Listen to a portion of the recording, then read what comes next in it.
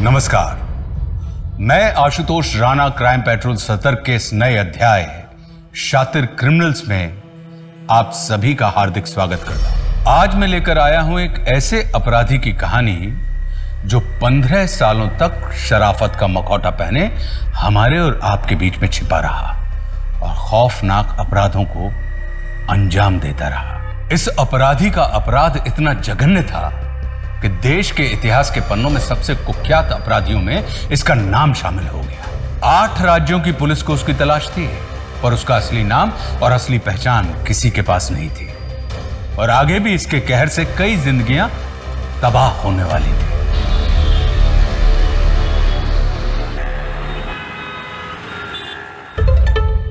काय के 10 रुपए बे? इतनी घटिया चाय मैंने जिंदगी में पहली बार पी है। नहीं दे रहा पैसा, पकड़ इसको। भैया तो चाय देना। अरे मत लो मैडम, बहुत ही घटिया चाय बनाता है ये।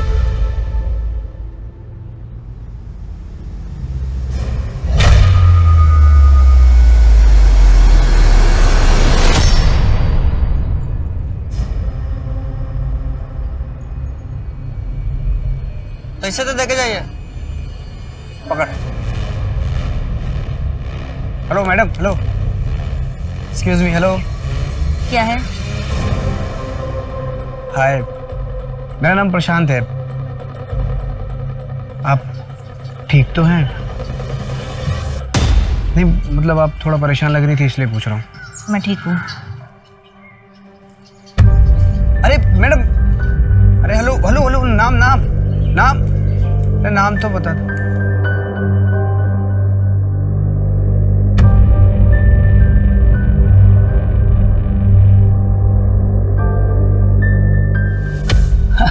और यार महंगाई का तो तू पूछ ही मत। ये ले चाय भी, चाय भी।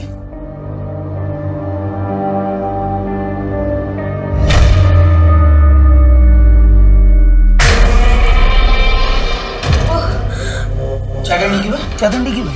सॉरी। हाँ तो मैं क्या बात कर रहा था? महंगाई का। यार महंगाई में तो मैं परेशान हो गया हूँ। तू खड़ी क्यों है? तुझे पता नहीं क्या करना है? चल अपने कमरे में जा, चल।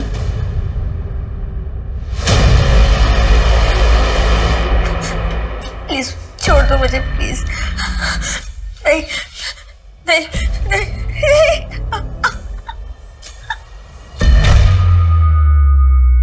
अरे ये तू बेटा आ गई तू?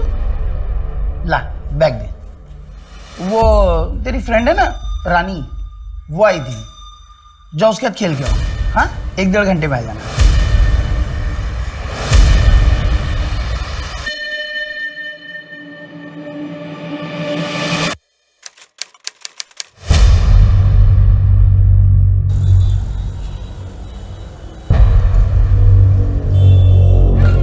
मैडम, मिताली मिसिंग केस के 4 विटनेसेस आ गए।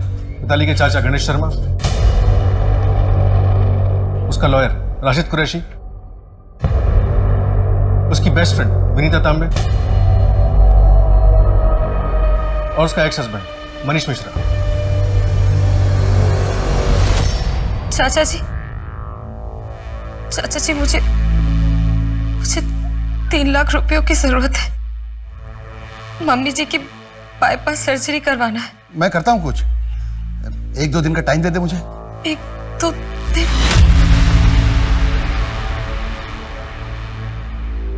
Thank you so much. चाचा जी मैं आपको बाद में फोन करती हूँ।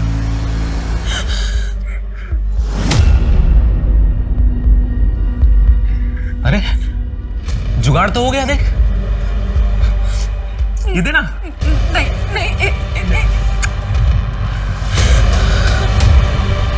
अपनी बीवियों पर हाथ उठाने से क्या मिलता है? आप लोग को पता है, अगर वो लोग चाहें तो आप लोग की पुलिस में कंप्लेन करके आपको जेल भी भेज सकती हैं, लेकिन वो ऐसा नहीं करेंगी। आप लोग जानते हैं क्यों? क्योंकि वो आपकी बहुत इज्जत करती हैं, लेकिन बदले में आप लोगों को भी थोड़ी इज्जत तो करनी चाहिए ना। वेरी गुड, आज के लिए इतना ही। हम कल सुबह 9 बजे मिलेंगे।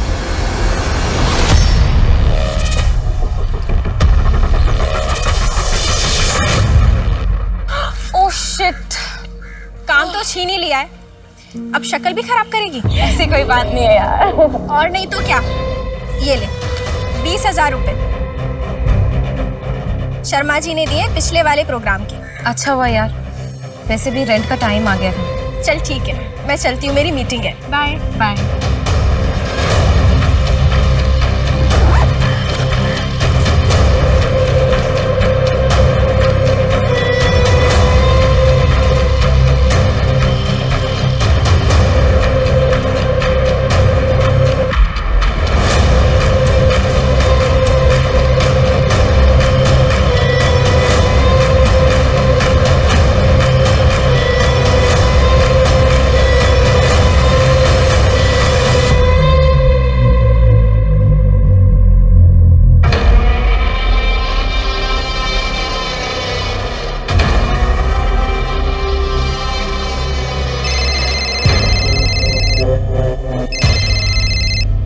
जी चाचा जी।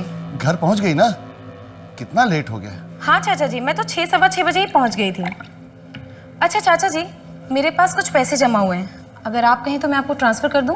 मिताली बेटा, कितनी बार बोला है कि पैसे वापस नहीं चाहिए। अगर तेरे पापा जिंदा होते और वो तेरी मदद करते तो क्या उन्हें भी पैसे लौटाती? नहीं ना, तो फिर क्यों पराया कर रही है? चाचा जी, ऐसी कोई बात नहीं है। अच्छा सुन, वो राशिद का फोन आया था, उसे कॉल कर ले। ठीक है, मैं राशिद से बात करती हूँ। बाय।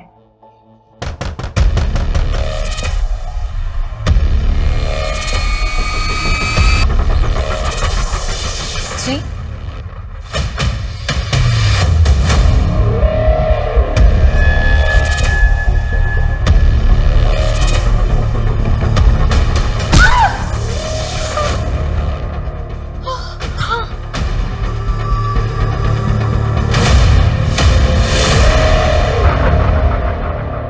देखकर लग नहीं रहा कि यहाँ कोई स्ट्रगल हुआ है। लेकिन वो अपनी मर्जी से कहाँ जाएगी? विनीता ने बताया कि मिताली का एक लगेज बैग घर में नहीं है। ऐसा भी तो हो सकता है कि अपनी मर्जी से कहीं आउट ऑफ स्टेशन गई। नहीं, मिताली हमेशा एक अनाथालय जाती है, बाल संचित केंद्र। वहाँ एक बच्चा है रोहन, कल उसका बर्थडे, वो कभी मिस नहीं करेगी। उसके साथ जरूर कुछ गलत हुआ है। मैडम, यहाँ आसपास कोई सीसीटीवी नहीं है, सीधा बाहर मेन रोड पर है, चेक कर रहे हैं।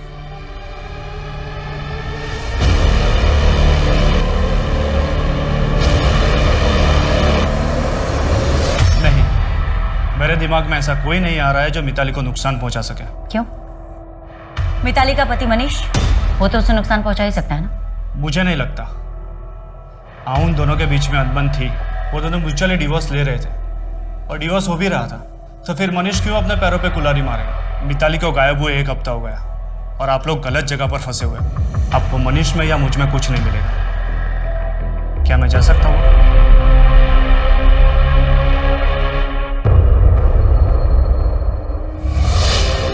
मिताली के बैंक अकाउंट में 8 लाख का एफडी था, जिसका नॉमिनी उसका पति मनीष मिश्रा था, और मिताली ने उस नॉमिनेशन को कैंसिल कराने के लिए फॉर्म भी मंगवाया। अरे, नॉमिनेशन कैंसिल करवाने से पहले मिताली गायब हो गई। कहाँ रखा है उसे या मार डाला? मैडम, मैंने ऐसा कुछ भी नहीं किया है और मेरे को तो मालूम भी नहीं है कि ऐसी कोई एफडी थी भी या नहीं। झूठ बोलेगा? झूठ बोलेगा तू? कह रहा हूं मिताली के साथ झगड़ा हुआ था? नहीं हुआ था या नहीं? मैडम, झगड़ा हुआ था, लेकिन मैडम वो झगड़ा एलिमनी के लिए हुआ था। ये नौटंकी है ना, वहां करना जहां पब्लिक को ज्ञान बांटती फिरती है। बोला ना, गलती हो गई, डिवोर्स दे रहा हूं। मैंने कहा ना मनीष, मैंने कोई नोटिस नहीं भेजा है। दोबारा मुझे हाथ लगाया ना तो हाथ तोड़ दूंगी तुम्हारा। गेट आउट, निकलो निकलो मेरे घर से। दोबारा मेरे घर में घुसने की हिम्मत मत करना। 2 साल हो गए और अब तक डिवोर्स नहीं हुआ, ऊपर से ये एलिमनी का नाटक। तुमने किससे पूछकर ये नोटिस भेजा राशिद? इसमें तुम्हारा ही फायदा है। वो मनीष जो रातों रात अमीर बना है, वो तुम्हारे पैसों से बना है, तुम्हारे चाचा जी के पैसों से, जो तुम्हें लौटाने हैं, यही एलिमनी के पैसे से। चाचा जी के पैसे मैं खुद कमा कर लौटा दूंगी। मुझे जल्द से जल्द बस इस रिश्ते से आजादी चाहिए। ये जो तुमने एलिमनी का रायता फैलाया है ना, प्लीज उसे क्लियर करो।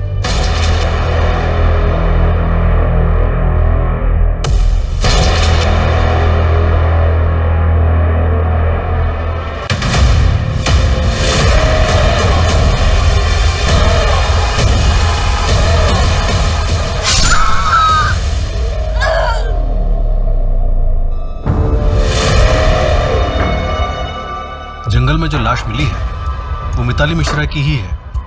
ये मिताली के किडनैपिंग के 6 महीने बाद उसका मर्डर किया। उस वक्त मीडिया में ये केस काफी उछाला गया था, शायद इस मामले के ठंडा होने तक का इंतजार किया गया। हाँ पाठक, लेकिन मिताली जैसे स्ट्रांग लड़की को 6 महीने तक किडनैप करके रखना आसान बात नहीं। मिताली का रेप हुआ था और पोस्टमार्टम रिपोर्ट के अनुसार उसका मर्डर कल शाम 7 से 11 बजे के बीच हुआ। टोटल 18 वार किए गए और सबसे अजीब बात है, उसकी बॉडी पे जो पेंट मिला है उसमें शराब मिक्स थी। ये कातिल जरूरत से ज्यादा शातिर। उसने डीएनए और फिंगरप्रिंट्स मिटाने के लिए पेंट और शराब दोनों का इस्तेमाल किया। पर किस ब्रांड का कुछ पता चला? डिटेल्ड एनालिसिस रिपोर्ट कल तक आ जाएगी मैडम। एक और बात मैडम, उसके पैरों पे कुछ ऐसे निशान मिले जिसे देखकर लगता है कि उसके कई दिनों तक चेन से बांध के रखा गया। मैम, पिछले 6 महीने से आप मिताली मिश्रा को ढूंढ रहे थे। क्या आप लोगों की लापरवाही की वजह से मर्डर हुआ है? देखिए, इन्वेस्टिगेशन चल रही, बहुत जल्दी कातिल हमारी गिरफ्त में होगा। कैसे मैम? क्या लीड है आपके पास? बताइए जनता को, क्या वो अपने घर में सुरक्षित है? जी बिल्कुल सुरक्षित है, बंदोबस्त बढ़ा दिया गया है, बहुत जल्दी गिरफ्तारियां भी होंगी। Thank you. एनसीआरबी के आंकड़ों के मुताबिक पिछले साल यानी 2017 में मध्य प्रदेश की 26,523 औरतें मिसिंग थी। 13 मार्च 2018 को इंदौर की जानी मानी इन्फ्लुएंसर मिताली मिश्रा अचानक अपने घर से गायब हो गई। 6 महीने गायब रहने के बाद अब उसकी लाश मिली है। कौन है जिसने इतनी बेरहमी से मिताली मिश्रा की हत्या की?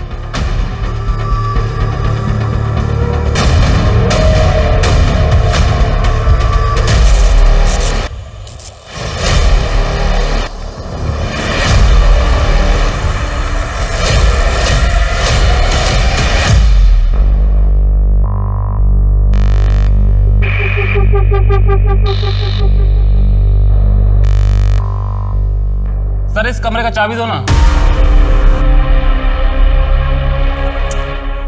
अरे तुझे मना किया ना मैंने कि इस कमरे के अंदर नहीं जाना है। सर मैं तो सफाई के लिए जा रहा था। होगी तेरी सफाई, हाँ? कल आना भैया।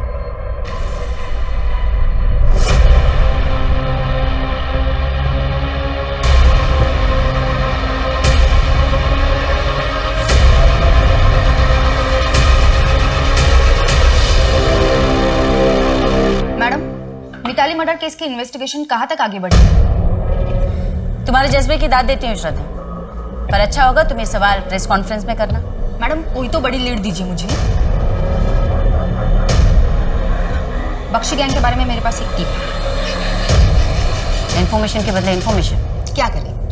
बिना मतलब के आप लोग हम रिपोर्टर्स की मदद कहाँ करते हैं? मिताली अनाथालय जाती थी, बच्चों के साथ टाइम स्पेंड करती थी। ये क्या टिप है मैम? 6 महीने तक उसे कहाँ रखा गया था?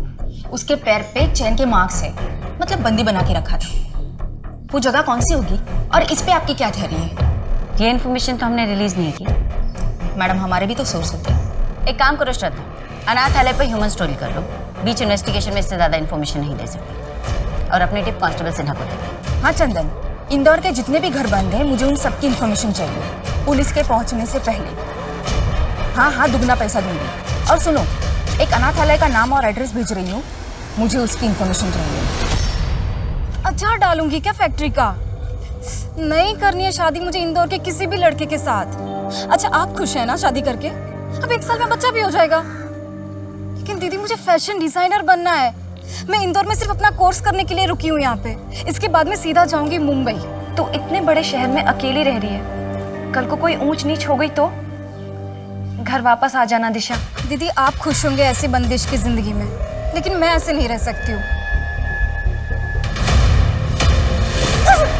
छोड़ो, कौन है?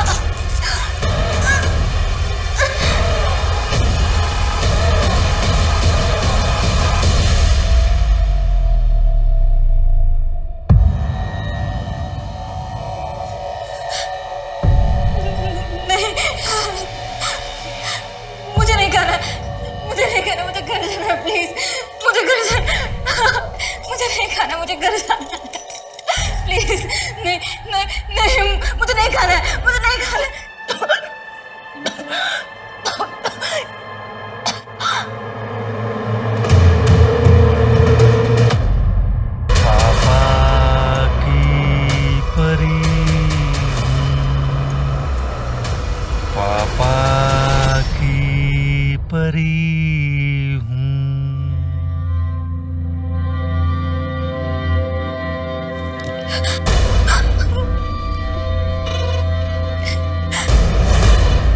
अरे पगली, तू रो क्यों रही है? चलो आंसू पोछो अपने। मुझे जाने दो प्लीज। एक राजकुमार बहुत उदास रहता था, एकदम अकेला। एक दिन उसकी नजर एक खूबसूरत लड़की पर पड़ी, चंचल, दिलेर। वो कोई साधारण लड़की नहीं थी। हुर्र, वो राजकुमार उसे ले उड़ा। राजकुमारी हो तुम, रोना बंद करो। तुम्हें खेलने के लिए गुड़िया दूं? नहीं, मुझे जाना है। कितनी बार बोला रो मत। मैं तुम्हारे लिए एक गुड़िया लाया, खेलेगी? वो देख उधर।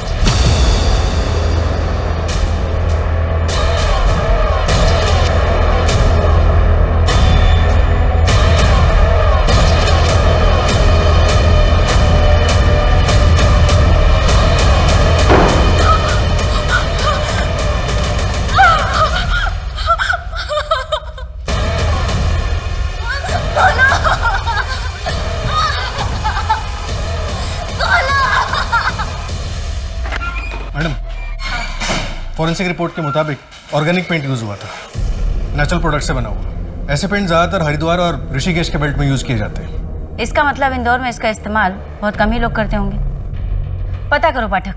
और मैडम, वो जो शराब पेंट में मिक्स की गई थी वो K9 ब्रांड का स्कॉच है। K9 स्कॉच काफी महंगा ब्रांड है। पता करो पाठक, पिछले 2 हफ्तों में शराब कहाँ कहाँ गई।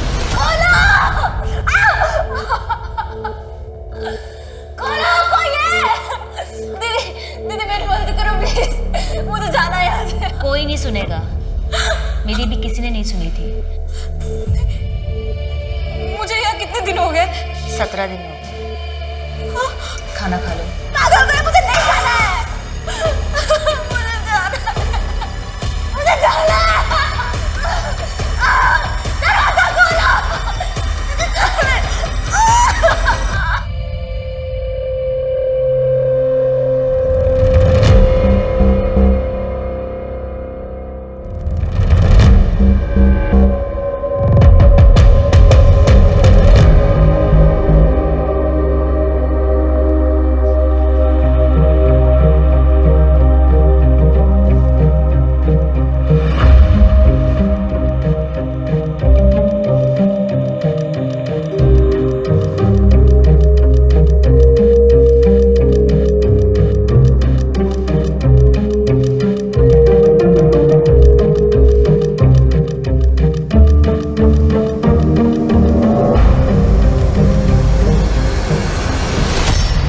भाग चलो मेरे साथ, निकल जाओ इस नरक से। देखो, मैं तुम्हारे लिए और नीतू के लिए कुछ भी करने के लिए तैयार हूँ। मैं तुमको ऐसा तकलीफ में नहीं देख सकता। शायद मेरी किस्मत में वो खुशी नहीं है। भूषण कभी शांत नहीं बैठेगा। मैं अपनी वजह से तुम्हारी और नीतू की जान खतरे में नहीं डाल सकती। गायत्री,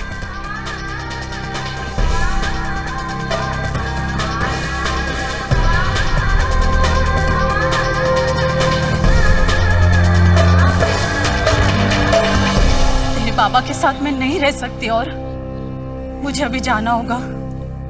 लेकिन तू डर मत, मैं तुझे लेने जरूर आऊंगी।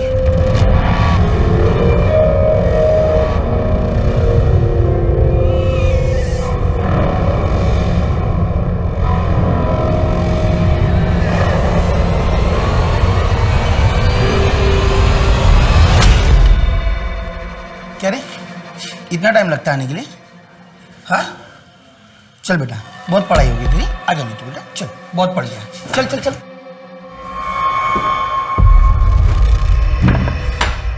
क्या रे, इतने सारे मर्द देता हूं तुझे, फिर भी कम पड़ते हैं?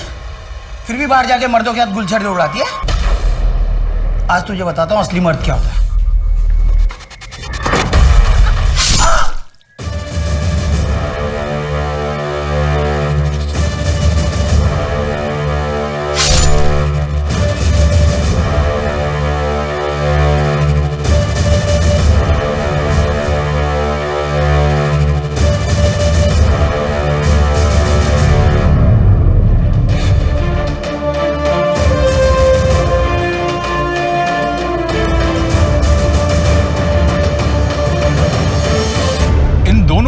कहानी बहुत अनोखी थी।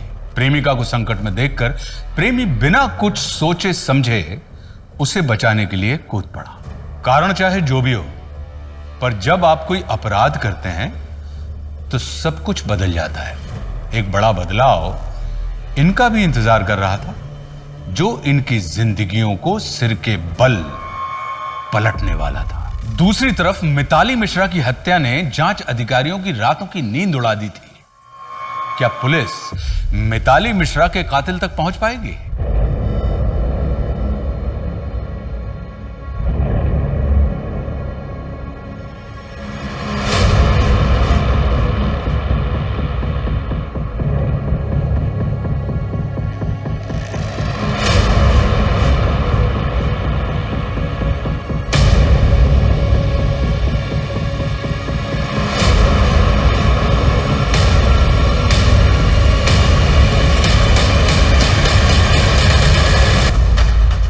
क्या बैग में?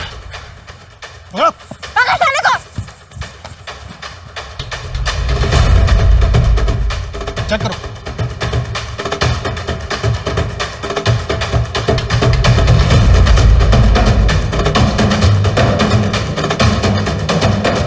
ये चलो।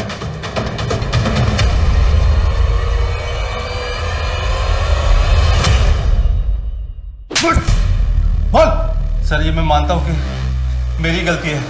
1-2 सितंबर के आसपास K9 स्कॉच के 3 बॉक्स पहले ही बेचे थे, लेकिन सर वो जो मर्डर बोल रहे हैं उसमें मेरा कोई हाथ नहीं है। तेरी दुकान के सामने के सीसीटीवी कैमरा भी काम नहीं कर रहे। कहीं इस मर्डर में तू भी शामिल तो नहीं है? उसमें मेरा कोई हाथ नहीं था, और उस समय तो मेरा सीसीटीवी खराब था। सर वो आप बनवाते हो ना स्केच, मैं उसको बनवाने में आपकी मदद करता हूँ ना। देख, मेरा टाइम खराब किया ना तो तुझे इस केस में अंदर कर दूंगा। स्केच बनवाओ इससे। Yes sir. मैडम, एक पेंटर के बारे में पता चला, सुदीप चंदोल, जो भोपाल में ऑर्गेनिक पेंट यूज करता है।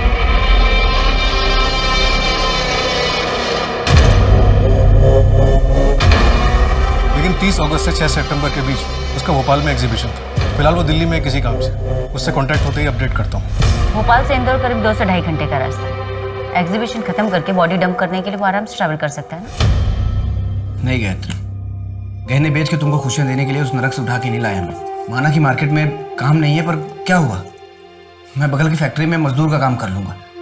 नीतू का साल खराब नहीं होगा, स्कूल जाएगी वो। प्रशांत, तुम इतने पढ़े लिखे हो कि ये मजदूरी कैसे करोगे? मुझे कुछ समझ में नहीं आ रहा। फैमिली के लिए कोई भी काम छोटा बड़ा नहीं होता है। तुम और नीतू मेरी फैमिली, बस तुम मुझे कभी छोड़ के मत जाना। कैसी बातें कर रहे हो प्रशांत?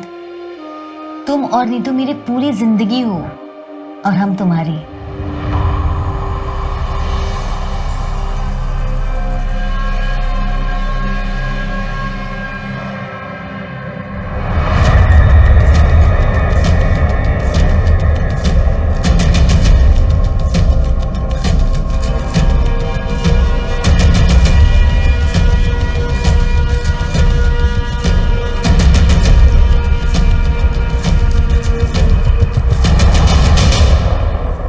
हरिद्वार के खबरियों ने बताया कि सुदीप ने यह कला अपने गुरु माणिकलाल से सीखी थी।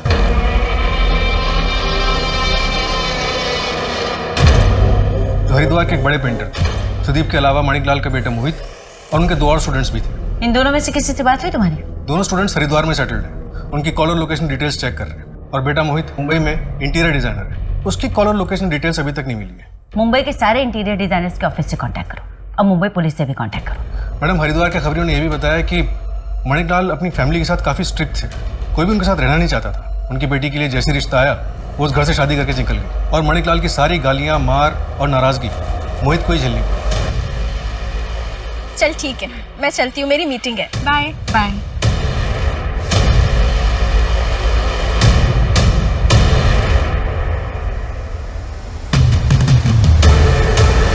देखिए, अभी तक कोई सॉलिड लीड नहीं मिली है, पर हम जल्द से जल्द कातिल को पकड़ने की कोशिश करेंगे।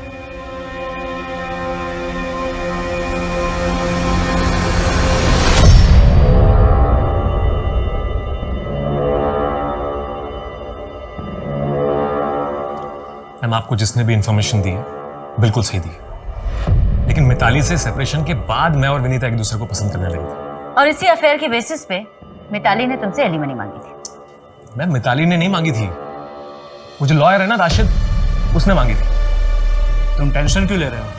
तुम भी मेरे दोस्त हो। तुम मेरा ख्याल रखो, मैं तुम्हारा रखूंगा। क्या मतलब? 5 लाख कैश, बाकी मैं सब हैंडल कर दूंगा। मिताली को शायद पता चल गया होगा, और अगर ये बात बाहर आती तो वो राशिद का लाइसेंस कैंसिल हो जाता। देखिए, मैं मानता हूं कि अपनी बीवी पे हाथ उठाना बहुत गलत था और मुझे अफसोस भी है इस बात का, लेकिन इस बात को 3 साल हो चुके हैं मैम। कई बार हमारा अतीत हमारे आज पर भारी पड़ता है। मैं अपना अतीत ना पीछे छोड़ के आया हूं, और विनीता के साथ मेरा कल मिताली के रहते हुए भी आता। अभी चलूं मैं?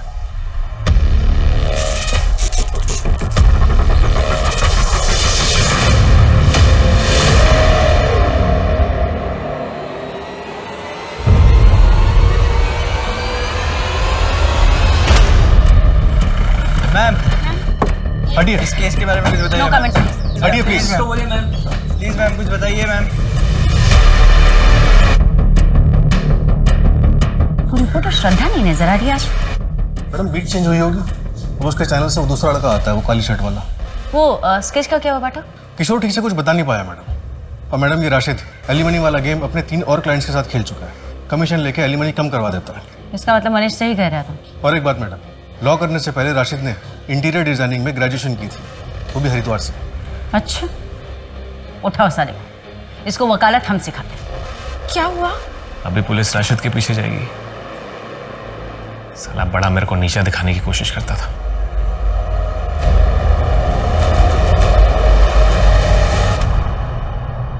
चाचा जी, आप ये कैसी बातें कर रहे हैं? मैं राशिद की वजह से डिवोर्स नहीं दे रही हूँ। आपको भी पता है मनीष कैसा है। कॉलेज टाइम से तुम और राशिद एक दूसरे को पसंद करते हो। चाचा जी, वो बहुत पुरानी बात है। तो फिर राशिद ने अब तक शादी क्यों नहीं की? 27-28 साल का ही है ना, कर लेगा शादी वो। शशिकांत अगर जिंदा होता तो वो भी तुम्हारे इस डिसीजन में तुम्हारा साथ देता, लेकिन दूसरे धर्म के लड़के के साथ।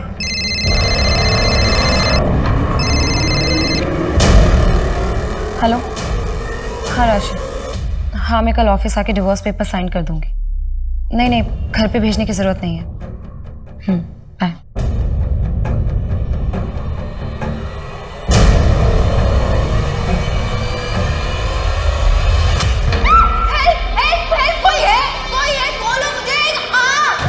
दीदी, आपको एक तकिया चलता है क्या? मुझे ना बचपन से 2 तकिए की आदत रही है। तुम्हारा दिमाग खराब है क्या? हमें यहाँ बंदी बना के रखा है और तुम्हें तकिए की पड़ी है। यहाँ से भागना कैसे है वो सोचो। मुझे यहाँ 2.5 से 3 साल हो गए हैं, अब मैं यहीं पे ठीक हूँ। मैं यहाँ 3 दिन भी ना रहूँ, चाहे उसके लिए मुझे उसकी जान ही लेनी क्यों ना पड़े। सुनो, हम सब यहाँ से भाग चलते हैं, तुम, मैं और वो घूंघट वाली लेडी। वो भी हमारी तरह ही एक है। मैं यहाँ नहीं रह सकती, मैं नहीं रहूंगी यहाँ। हेल्प, छोड़ो, खोलो मुझे। हेल्प, छोड़ो, खोलो मुझे। हेल्प, कोई है? दीदी सो जाओ, कोई नहीं आएगा। वो मिताली भी बहुत चिल्लाती थी मदद की। मिताली, जाने दो मुझे, मैंने कहा ना छोड़ो मुझे। तुम ये ठीक नहीं कर रहे हो। कोई है? कोई है? क्यों तमाशा कर रही हो? अरे रहने के लिए छत दे रहे हैं, खाना दे रहे हैं, कपड़े दे रहे हैं, नेल पेंट तक दे रहे हैं। अब इससे ज्यादा और क्या चाहिए? तुम्हारा दिमाग खराब है क्या? मैं चुप रहने वालों में से नहीं हूं, समझ में आया तुम्हें? ऐसे कायर कुछ कर नहीं सकते, ये डराने वालों में से। लेकिन मैं डरती नहीं हूं, समझ में आया? देख लो, अगर मैं निकल गई ना तो तुम्हें छोड़ूंगी नहीं, समझ में आया तुम्हें? क्या बोला तूने? बचाओ! एहसान फरामोश, 6 महीने से तुझे पाल रहा हूँ, रहने के लिए छत दे रहा हूँ, पहनने के लिए कपड़े दे रहा हूँ। अब तू देख।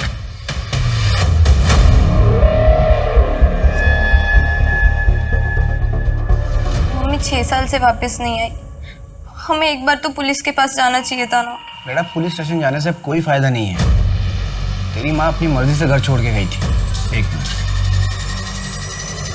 इधर।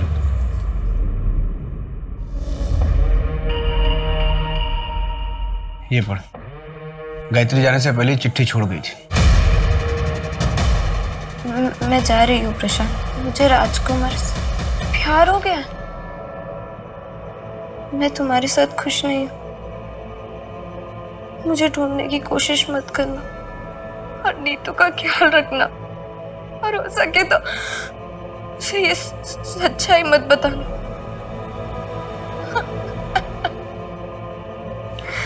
तो मत बेटा, और भूल जा अपनी माँ को। ये सोच ले कि इस दुनिया में हम दोनों का कोई नहीं है एक दूसरे के अलावा। जहां से हमें मिताली की डेड बॉडी मिली थी वहां से करीब 4 किलोमीटर इंदौर देवास टोल नाका है। 4 सितंबर को तुम्हारी गाड़ी वहां से गुजरी थी। कहाँ गए थे? 4 सितंबर, अरे हाँ, मैं भोपाल गया था मैडम। एक कॉन्फ्रेंस थी वहां, तो मुझे बेस्ट न्यू बिजनेसमैन का सर्टिफिकेट मिला था। एक सेकंड मैं दिखाता हूँ।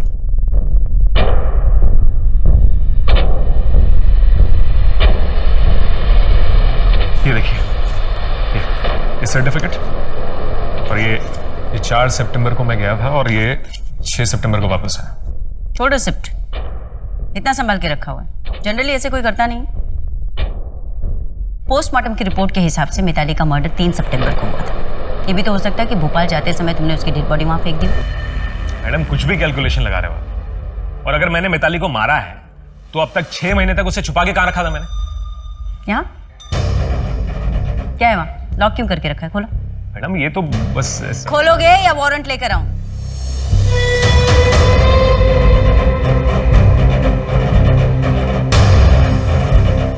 मैडम ये दरवाजा ऐसे ही बंद। खोलो।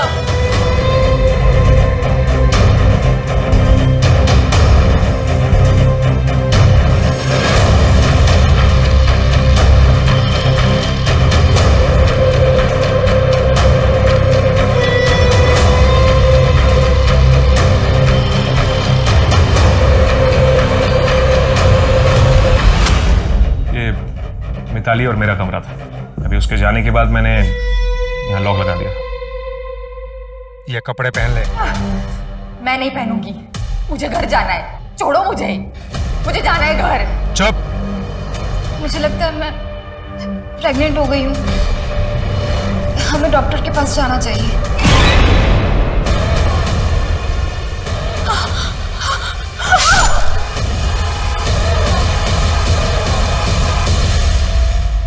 राजकुमारी तो चली गई परियों के पास।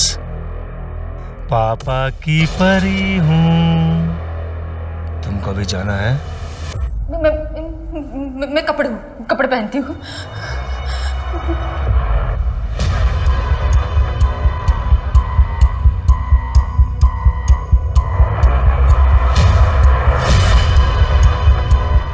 सीधी खड़ी रह।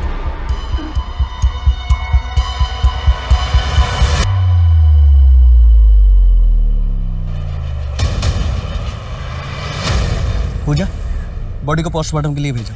विक्टिम की कोई पहचान भी नहीं हुई है। एक काम करो कि इसकी फोटो सभी थानों में भेजो और देखो किसी मिसिंग कंप्लेंट के साथ इसकी फोटो मैच होती है कि नहीं। कैसी लगी? बहुत अच्छी है। क्या मैं इसे रख सकती हूँ? हाँ बिल्कुल। ये लो। अब तुम्हें घर नहीं जाना? नहीं, अब यही मेरी जिंदगी है। सब कुछ तो है यहाँ, किसी चीज की कमी नहीं है।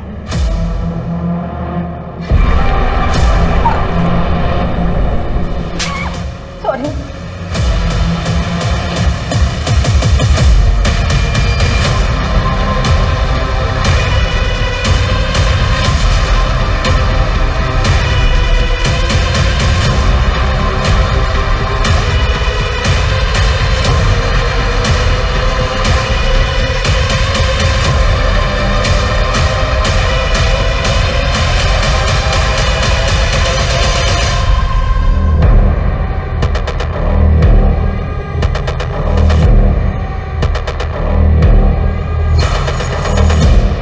ऑलमोस्ट 6 महीने हो गए श्रद्धा को गायब हुए। उसका कहीं कुछ पता नहीं चला अभी तक।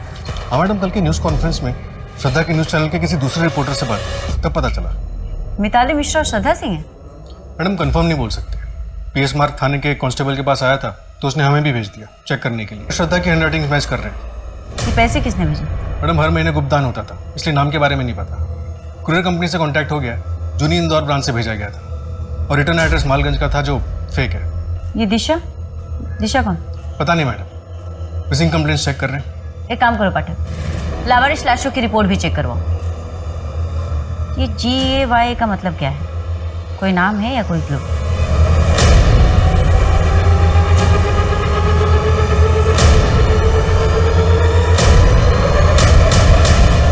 28 मार्च 2019 में लाश मिली थी। अभी तक आइडेंटिफाई नहीं हो पाई। विक्टिम के साथ रेप हुआ था और वो 2 महीने की प्रेग्नेंट भी थी और पैरों पे ठीक मिताली की तरह चेन के निशान भी थे। ये दिशा हो सकती है। मैं दिशा नाम से चेक करता हूँ, शायद कुछ मिल जाए। मैडम, मैंने सारे शहरों का डेटा निकलवाया उन सभी केसेस के बारे में जहाँ पे लड़कियाँ पहले लंबे टाइम तक गायब रहीं और फिर उनकी लाशें मिली और उनके पैर पे चेन से बंधे होने के निशान मिले। 2007 से 2009 के बीच सूरत से 8 लड़कियां और 2011 से 2014 के बीच नासिक से 11 लड़कियां गायब। 2014 से ये बंदा शांत था और अब 2018 में जाकर हमें मिताली की लाश मिली। यहाँ इंदौर से कितनी लड़कियां? इंदौर से 2 केसेस मिले मैडम, एक मिताली का और एक ये जो शायद दिशा हो सकती है। ये सारे डेट्स देखकर लगता है पाठक कि बंदा सन की है। इसने एक साथ बहुत सारी लड़कियों को बंदी बनाकर रखा है। इसका मतलब इसके पास और भी लड़कियां हो सकती हैं। मैं इंदौर की सारी मिसिंग कंप्लेंट्स निकलवाता हूँ मैडम। उस वकील राशिद का क्या हुआ? अभी तक तो पता नहीं चला, लेकिन जल्दी पता चल जाएगा।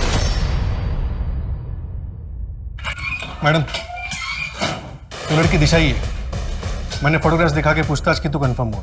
दिशा गर्ल्स हॉस्टल में रहती थी सदर बाजार की और एक फैशन डिजाइनिंग का कोर्स कर रही थी। आखिरी बार 2016 में देखा गया। मतलब 3 साल से लड़की किडनैप है। कोई बॉयफ्रेंड का चक्कर? नहीं मैडम, लेकिन ये सारी सीसीटीवी ग्रैप्स देखिए। ये सारी सीसीटीवी ग्रैप्स मिताली के इवेंट की और ये दिशा के इंस्टीट्यूट की, और दोनों में एक ही बात कॉमन है कि इसमें एक आदमी नजर आ रहा है जो मिताली और दिशा को अपने मोबाइल फ़ोन से या तो शूट कर रहा है या फिर उनकी फोटोग्राफ्स ले रहा है। यहाँ पर एक ही ब्रांड का मोबाइल फ़ोन है जो यूज़ किया गया और हाथ में ये 2 अंगूठियाँ। मैंने ऑपोजिट डायरेक्शन का सीसीटीवी फुटेज भी चेक किया, पर वहाँ पर भी इस आदमी का चेहरा नजर नहीं आ रहा।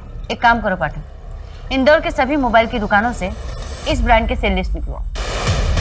पुलिस 3 दिनों तक रात दिन मोबाइल के सेल लिस्ट के आधार पर पूरे शहर और आसपास के इलाकों में छानबीन करती रही।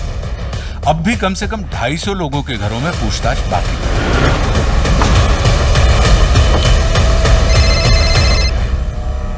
हाँ बेटा, हाँ बेटा, पापा जल्दी घर आएंगे। हाँ बेटा, आज आपका बर्थडे है, पापा आपका गिफ्ट कैसे भूल सकते हैं? हाँ चलो अभी पापा काम पर हैं, जल्दी घर आएंगे। Okay bye.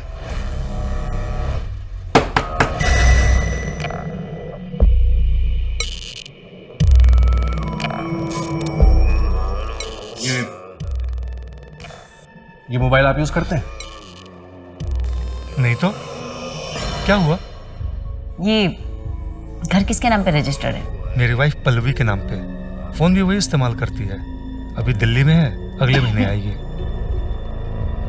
एक गिलास पानी मिलेगा? जी बिल्कुल।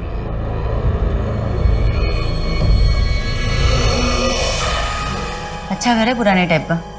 जी मैडम।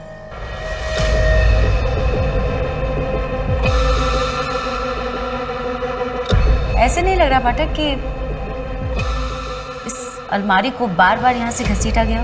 हाँ मैडम, लग तो रहा है। खिसका के देखो।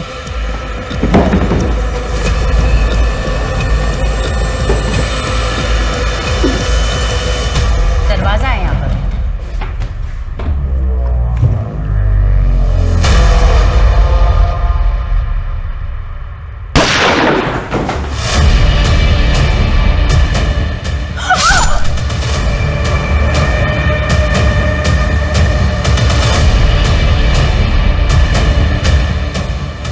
राजकुमारी तो चली गई।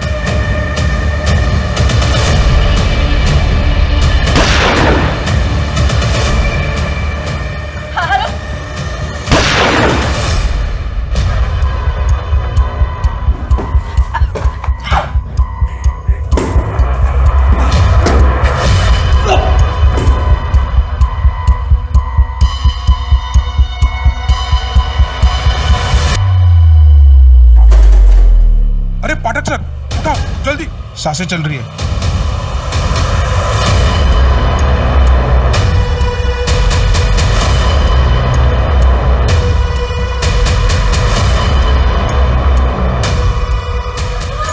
हमारा साथ यही तक था। अब तुम तीनों जाओ ऊपर।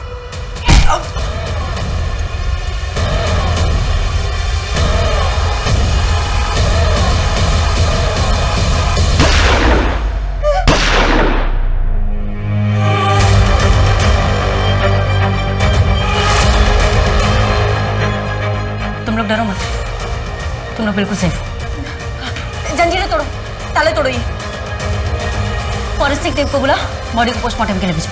आ जाओ चलो। प्रशांत सुनसान रास्तों से लड़कियों को उठाता, फिर सालों साल उन्हें एक कमरे में बंदी बनाकर रखता। जब उन लड़कियों को संभालना बहुत मुश्किल हो जाता तो वो उन्हें बेरहमी से मार डालता। फिर एक नया शहर, नई पहचान और नए बंदी। पुलिस तफ्तीश में पता चला कि प्रशांत का असली नाम मोहित, जो कि हरिद्वार के माणिकलाल का बेटा है।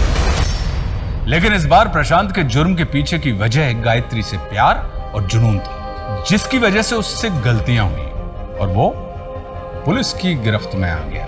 जो कॉल 100 नंबर पर की गई थी उसमें कंट्रोल रूम ने इंस्पेक्टर की आवाज सुनी और तुरंत बैकअप टीम भेज दी। नमस्कार, मैं आशुतोष राणा क्राइम पेट्रोल के इस नए अध्याय शातिर क्रिमिनल्स में आप सभी का हार्दिक स्वागत करता हूं। पितृसत्ता समाज में महिलाओं को सभ्यता और संस्कृति के नाम पर पुरुषों के द्वारा नियंत्रित किए जाने की व्यवस्था है और ये पितृसत्ता सिर्फ हमारे ही देश में नहीं है, बल्कि पूरे विश्व के कई सारे देशों में मौजूद है।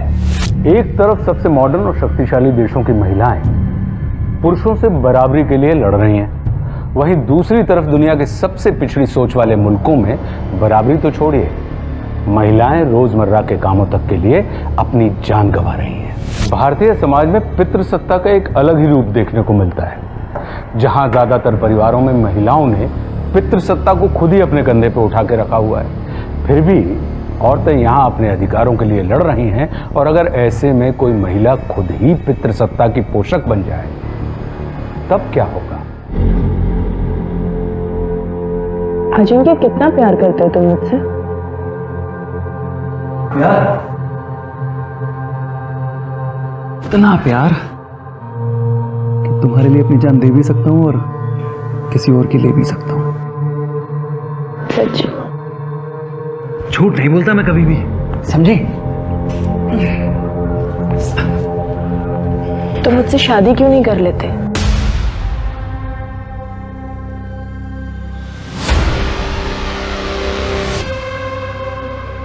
कहना और करना दोनों कितनी अलग अलग बातें होती है ना अजिंक्य। तुम मेरे साथ जीना सीख लो, जान लेना जान देना दूर की बात है।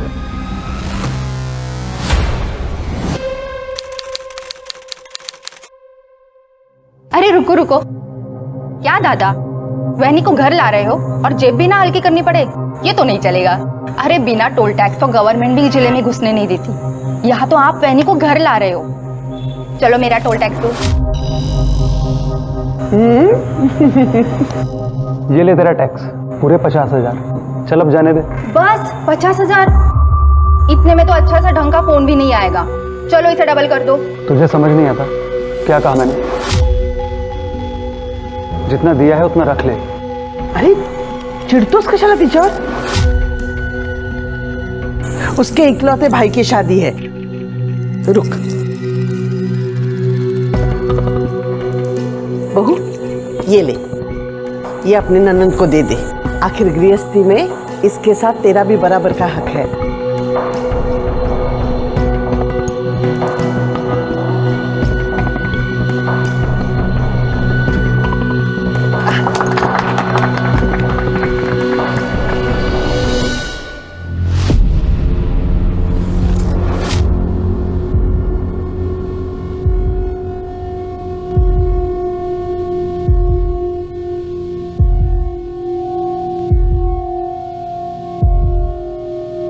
तुम्हें कोई प्रॉब्लम तो नहीं है ना? एक्चुअली मैं बहुत थक गया हूँ, सोना चाहता हूँ।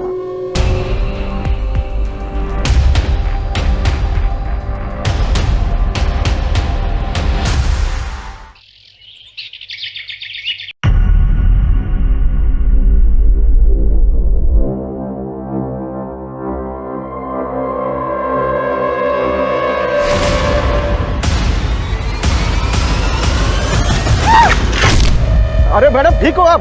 मैडम अरे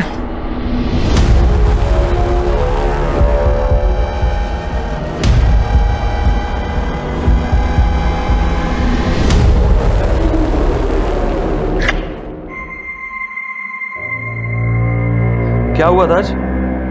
स्नेहा ने बताया कि रास्ते में गिर गई थी तुम। तो आपको क्या फर्क पड़ता है? आप तो वैसे भी मेरी शक्ल नहीं देखना चाहते ना। ऐसा नहीं है ईशा, अपने काम में थोड़ा सा बिजी हूं मैं, बस। तो मैंने कब कहा कि आप अपना काम छोड़ दीजिए, अगर आप तो शादी के बाद से ही मुझे इग्नोर कर रहे हो।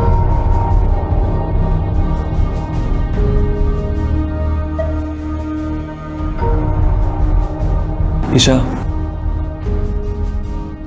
थोड़ा सा टाइम दो मुझे, कुछ प्रॉब्लम्स है मेरी, एक बार उन्हें सॉर्ट आउट कर लूं। अजिंक्य, मुझ में कुछ कमी है क्या? पसंद नहीं हूं मैं आपको? ऐसा नहीं है।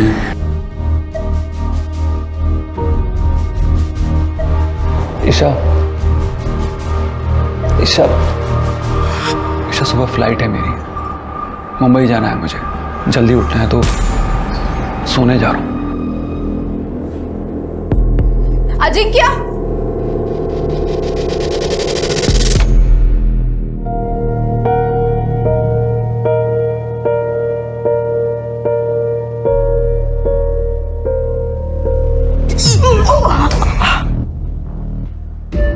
देख नहीं कर सकती? अब कर रही है तू? सकाळी का नाही केलंस? मैम वो सर के लिए नाश्ता बना रही थी तो देर हो गई। जा चहा घेऊन ये। काय झालं आई? सुबह सुबह शुरू हो गई? अभी तो पूरा दिन है लोगों को कोसने के लिए। चुप। अरे क्या बात है वहीनी?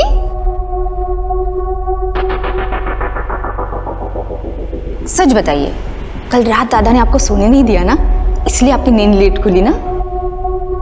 वैसे दादा है कहाँ? कई दिनों से नहीं दिखे। सुबह उठेगी तो पता चलेगा ना। हाँ, ऑफिस गया है वो, तसा तुमचा डोळा तर दुपारपर्यंत उघडतच नाही। तो आई मुझे भी ऑफिस जाने देना, मैं तो दादा से जल्दी भी उठूंगी। हाँ, पर तुम्हारे खानदान में लड़कियां काम कहाँ करती है बाहर जाके? जो मेरा खानदान है ना, वही तुम्हारा खानदान है। अपने ससुराल जाके कर जो करना है। बिल्कुल सही कहा बहन जी आपने। बेटियों का असली घर तो उनके पति का घर ही होता है। अरे भाई साहब, इसकी क्या जरूरत थी? जरूरत थी, पहली बार जो बेटी के घर आ रहा हूं। वैसे हमारे दामाद जी कहाँ हैं? ऑफिस गया है वो। तुम्ही बसा ना, बस। हाँ, नमस्ते। हेलो, क्या ना वापस? बड़ा कशी आहेस तो?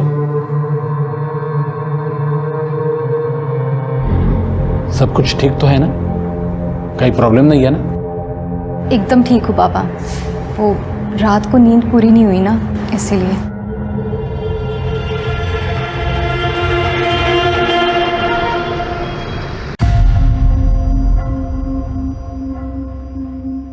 भाई क्या है ये खरोड़ गांव की जमीन खरीदने से मैंने आपको मना किया था, फिर क्यों खरीदी आपने? अमित ने अपने सोर्सेज से कंफर्म कर लिया है, वहां गवर्नमेंट का बहुत बड़ा पावर प्लांट लगने वाला है, जमीनों के दाम बढ़ने वाले हैं। ये अमित, इसकी बात पर आपको मुझसे ज्यादा भरोसा है, इसको तो मैं भी। छोड़।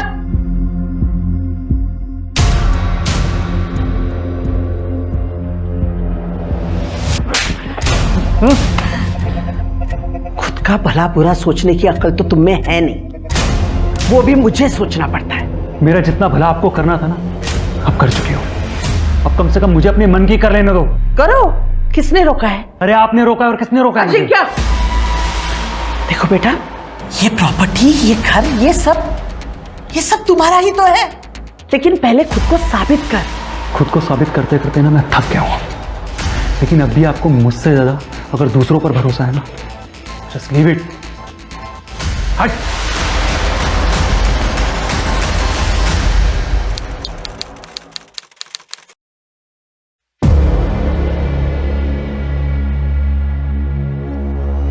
अच्छा एक बात बता, ये तेरा भाई है, अगर ये वापस ही नहीं आया तो तेरी तो मौज ही मौज, सारी प्रॉपर्टी तेरी। कुछ भी बोल रही यार, आई मुझे ऑफिस तक जाने नहीं देती, प्रॉपर्टी क्या खाक देगी? और वैसे भी भाभी है ना, भैया के बाद प्रॉपर्टी तो भाभी को ही मिलेगी। चलो भाभी को आधी प्रॉपर्टी मिल गई, बाकी बची हुई प्रॉपर्टी तो तेरी हुई। 1 रुपया नहीं मिलेगा मुझे आसानी से, कुछ तो करना पड़ेगा उसके लिए।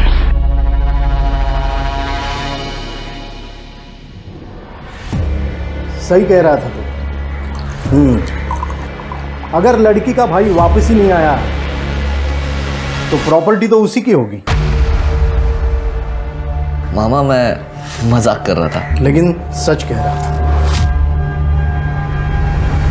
लेकिन एक बात गलत बोली, प्रॉपर्टी अगर लेनी है तो पूरी ले, आधा हिस्सा भाभी को भी क्यों दे रहा?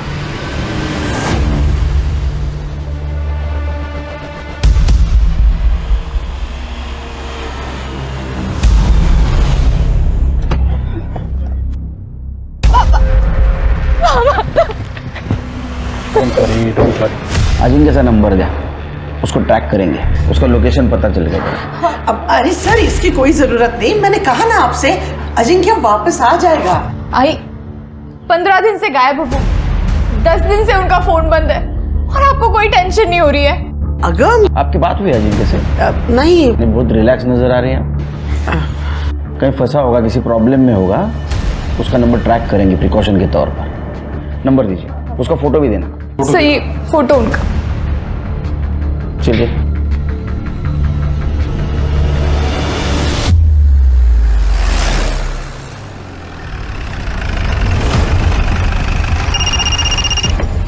हेलो, हाँ सर हम लोग पिंपरी में हैं। यहाँ अजिंक्य का एक बंगलो है सर, और उसके फ़ोन की लास्ट लोकेशन भी यहीं की दिखा रही है। मैं देखता हूँ अभी।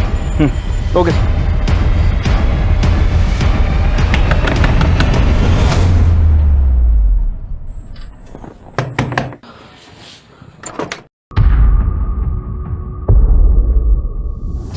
अजिंक्य को बुलाओ। साहब तो चले गए घर पे 1 घंटे पहले। चले गए? तुम कौन हो? मैं किशोर, काम करता हूँ यहाँ। जी सर। तुम कौन हो? सर मैं यहाँ का केयर टेकर हूँ। Care taker? अजिंक्य यहाँ कितने दिन से रुका हुआ था? मैडम अजिंक्य भाऊ आज ही आए थे, 2-3 घंटे रुके और चले गए।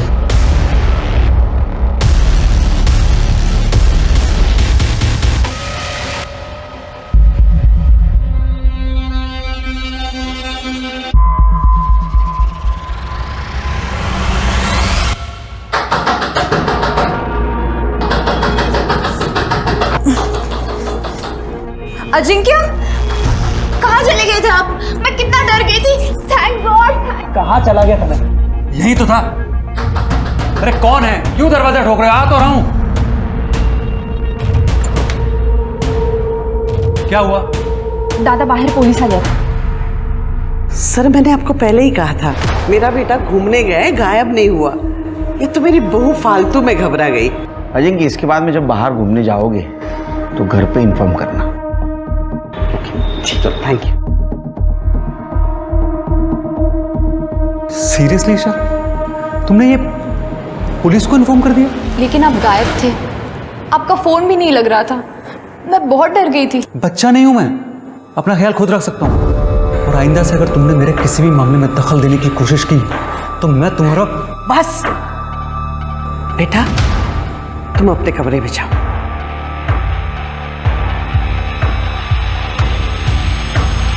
इसके ऊपर गुस्सा निकालने से अच्छा है तुम इसे खुश रखने की कोशिश करो।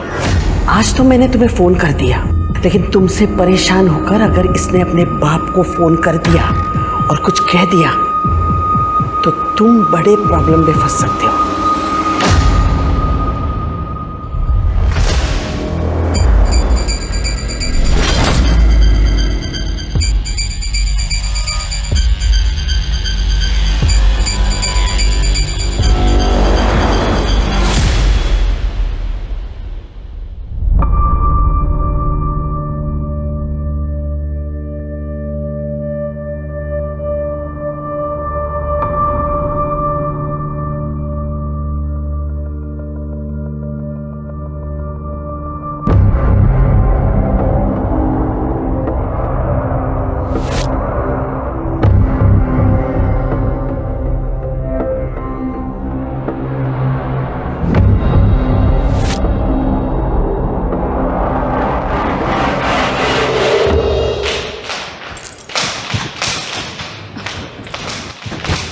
आई।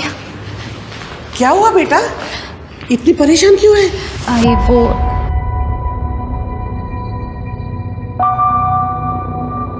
अरे रहा इसे, कोई देख लेगा। आई, मैं बहुत गहरी नींद में थी। अजिंक्य आए थे क्या? ऐसी कैसी नींद है तुम्हारी कि पता ही नहीं चला? अगर अजिंक्य नहीं आता तो ये कौन करता? वेड़ी कुटली।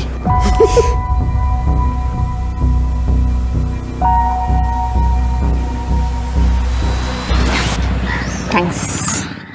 तेरे भाई का भी बढ़िया है, अपनी मर्जी से आता है, अपनी मर्जी से जाता है। पता नहीं तेरी भाभी कैसे झेल रही है उसे। इसमें झेलने की क्या बात है? घर में किसी चीज की कमी थोड़ी ना है। एग्जैक्टली, घर में किसी चीज की कमी थोड़ी ना है। करोड़ों की प्रॉपर्टी अलग से। अगर ये सब नहीं होता ना तो कब का छोड़ के भाग गई होती तेरी भाभी तेरे भाई को। ऐसा कुछ नहीं है, वही बहुत खुश है दादा के साथ। ये खुशी ना सिर्फ दिखावा है, चाहे तो देख लेना। अगर कल को तेरी ये भाभी तेरी दूसरी आई बन के तेरे सर पे ना बैठी ना तो बताना मुझे।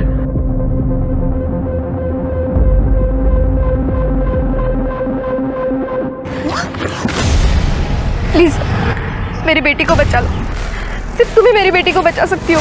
कौन है आप और कौन है आपकी बेटी? हाँ, मुझे सब पता है कि तुझे पता है कि तेरा पति मेरे बेटी के साथ क्या कर रहा है। हाँ, चुप। तुम उस राक्षस का साथ दे रही हो? तुम सब लोग एक जैसे ही हो।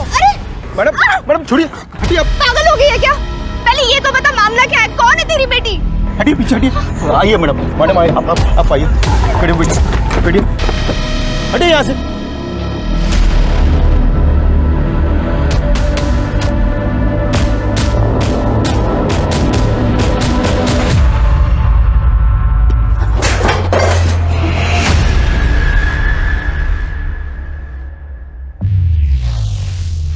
कौन है तुम?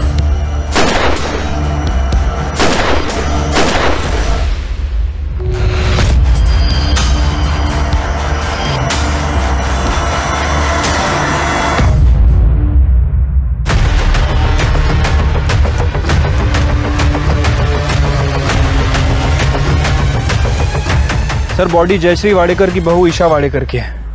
3 गोलियां मारी गई हैं सर, और बॉडी देख के लग रहा है कि मर्डर लगभग कल शाम के आसपास हुआ है। ये अपने पास आए थे ना पति की मिसिंग कंप्लेंट लिखवाने? हाँ सर, अजिंक्य वाडेकर। इतने बड़े खानदान की बहू कोथरूड में जंगल में इतने दूर क्या करने आई थी? आसपास पता करो किसी ने गोली की आवाज़ सुनी थी। बॉडी को पोस्टमार्टम के लिए भेज दो, उसके फैमिली मेंबर्स को बताओ। Okay sir.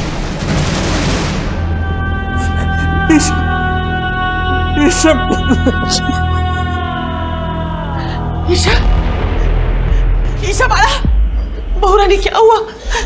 क्या करने आई हो यार?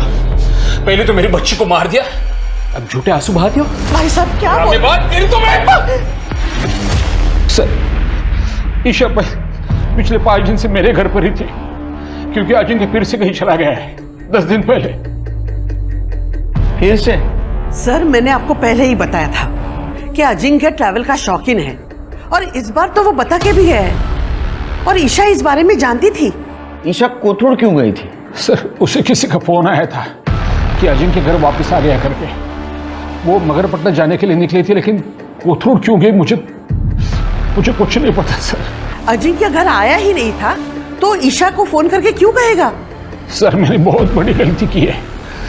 ईशा की शादी अजिंक्य के साथ करके अजिंक्य के घर वालों ने मारा है ईशा को। ईशा ने कभी कंप्लेंट की थी ससुराल वालों के खिलाफ? सर उसकी जरूरत ही नहीं थी, उसके चेहरे पे ही लिखा था कि वो अजिंक्य के साथ शादी करके खुश नहीं है। सर कोई कुछ भी कहे, मैं तो सामने देखती थी ना, ईशा कितनी खुश थी मेरे बेटे के साथ। जयश्री जी, लास्ट टाइम जब अजिंक्य गायब हुआ था तो उसकी मिसिंग कंप्लेंट ईशा ने की थी, और इस बार जब वो गायब हुआ है तो ईशा का मर्डर हो गया। कहीं अजिंक्य के गायब होने में और ईशा के मर्डर में कोई कनेक्शन तो नहीं है? सर ईशा को .09 बोर की पिस्टल से 3 फायर किए गए थे, और तीनों के तीनों फायर पॉइंट ब्लैंक की रेंज से किए हैं। एक गोली से भी मर सकती थी वो, 3 गोलियां मारने की क्या जरूरत थी? सर हो सकता है खुन्नस, या ये भी हो सकता है कि कातिल रिस्क ना लेना चाहता हो कि ईशा किसी भी हाल में जिंदा बचे। अच्छा, ईशा की सीडिया रिपोर्ट में क्या मिला? कुछ खास नहीं सर, लेकिन हो सकता है कि ईशा को किसी ने इंटरनेट कॉल करके अजिंक्य के वापस आने के बारे में बताया हो, और जब वो अपने फादर के घर से मगरपट्टा के लिए निकली तो हो सकता है कि कातिल पहले से ही उसका वहां पे इंतजार कर रहा हो। ये जिसने भी किया है शिर के पूरे प्लानिंग के साथ किया है। जिसने भी ईशा को मारा है उसको ईशा के मरने से बहुत फायदा हुआ होगा। एक काम करो, दोनों फैमिलीज और रिलेटिव्स को चेक करो और देखो ईशा पे किसको खुन्नस थी, और ये भी चेक करो .09 बोर का पिस्टल किसके पास है। सर, ईशा की पोस्टमार्टम रिपोर्ट आ गई। ईशा की मौत दिन में 12 से 2 बजे के बीच में ही हुई थी। मौत का कारण गोलियां लगना ही है। ईशा की बॉडी पे कोई भी रेप या सेक्सुअल असॉल्ट के साइंस नहीं है। लेकिन सर, सबसे इंपॉर्टेंट बात जो पोस्टमार्टम रिपोर्ट में सामने आई है वो ये है कि ईशा 2 महीने प्रेग्नेंट थी। इसका मतलब उन दरिंदों ने ईशा के साथ साथ उसके बच्चों को भी मार दिया। नहीं सर, ईशा ने अपने प्रेगनेंसी के बारे में मुझे कुछ नहीं बताया। वो क्यों छुपा रही थी? आप कुछ जानती हैं इस बारे में? नहीं, वहीनी ने मुझे कुछ नहीं बताया था। सर, हमने खबरियों को कॉन्ट्रैक्ट किलर्स के पीछे छोड़ दिया है। उन्हें कुछ भी पता चलेगा तो वो हमें इन्फॉर्म करेंगे। और सर, जहां तक बात है ईशा की फैमिली की, तो ईशा की फैमिली में किसी के पास भी .09 बोर की पिस्टल नहीं है। सर, मुझे तो शुरू से ही दाल में कुछ काला लग रहा था। शिर की दाल में काला नहीं, पूरी दाल काली है। एक काम करो शिर, ये ईशा का थरोली इन्वेस्टिगेशन करो। हो सकता है उसकी प्रेगनेंसी उसके मौत का कारण हो। और तुम उसका घर और ससुराल में जितने भी नौकर हैं उनसे बात करो, देखो कुछ बोलते हैं क्या। और वो पीएम डॉक्टर, उससे बोलना ईशा का और उसके होने वाले बच्चे का विसारा प्रिजर्व करके रखे। बहुत कॉम्प्लिकेटेड केस है, ये विसारा जरूर काम आएगा। ठीक है सर।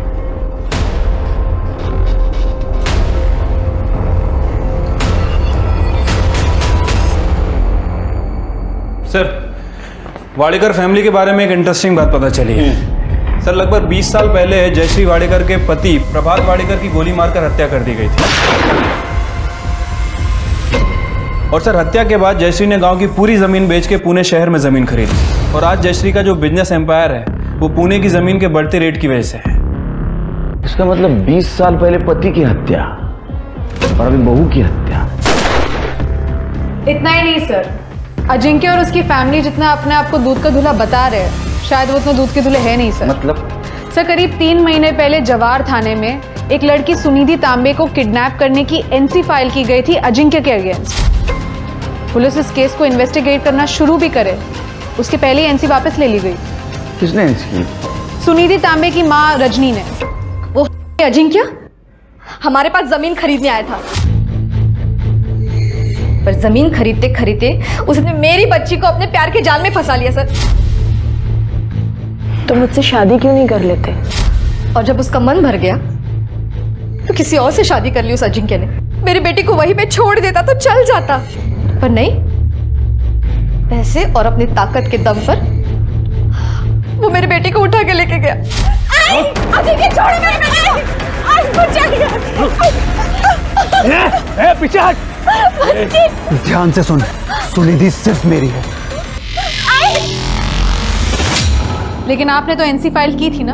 अगर आप उस कंप्लेन को वापस नहीं लेती तो पुलिस उस केस को इन्वेस्टिगेट करती। वो अजिंक्य मुझे और मेरी बेटी को मारने की धमकियां दे रहा था। वो तो मेरी बेटी ने मेरी खातिर बोला कि वो कंप्लेंट वापस ले ले। सुनिधि को बुलाइए, हमें उससे बात करनी है। ती घरात कुठे है? वो अजिंक्य के पास ही है अभी तक। क्या? एड्रेस दीजिए उसका।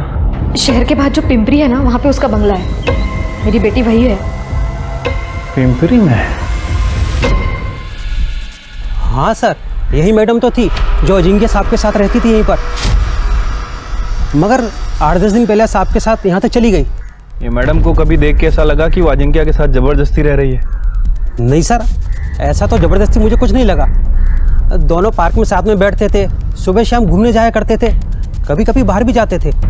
Are you sure इन दोनों के बीच में कभी कोई गड़बड़ नहीं थी? नहीं मैडम, दोनों के बीच में तो कुछ गड़बड़ नहीं थी, लेकिन एक दूसरी मैडम आई थी साहब के यहाँ से जाने के 1 दिन पहले, तब दोनों में बहुत झगड़ा हुआ था। क्या वो औरत ये थी? हाँ, यही थी। निकल, चल यहाँ से। निकल इधर से। मैं पुलिस में जाऊंगी। अरे हाँ, तेरे को जहाँ जाना है जा, डरता नहीं हूँ मैं किसी से। सर, बंगलो के केयरटेकर रमेश ने जो बताया था, सर इसे देखकर तो ऐसा ही लग रहा है कि सुनिधि अपनी मर्जी से अजिंक्य के साथ रह रही थी। सर ऐसा भी हो सकता है कि इन दोनों को साथ में रहना हो, इसलिए दोनों ने किडनैपिंग का नाटक किया हो। लेकिन जब सुनिधि की मां रजनी ने पुलिस में कंप्लेंट फाइल की तो जान का खतरा बताकर सुनिधि ने अपनी मां के पास से कंप्लेंट वापस करवा ली। सर ये दूसरा वीडियो। पॉसिबिलिटी है, क्योंकि ईशा अजिंक्य से लड़ने गई थी और उसने उसको पुलिस की धमकी दे दी और नेक्स्ट डे अजिंक्य और सुनिधि दोनों गायब हो गए और अब ईशा को रास्ते से हटा दिया। लेकिन शिरके इतना सब उसके लाइफ में मैटर चल रहा था कि जयश्री जी को पता नहीं था। सर ये बात तो ईशा के फादर को भी नहीं पता थी। क्या झगड़े के वक्त से ही अपने फादर के साथ रह रही थी, ना तो उसने प्रेगनेंसी की बात अपने फादर को बताई और ना ही सुनिधि के बारे में।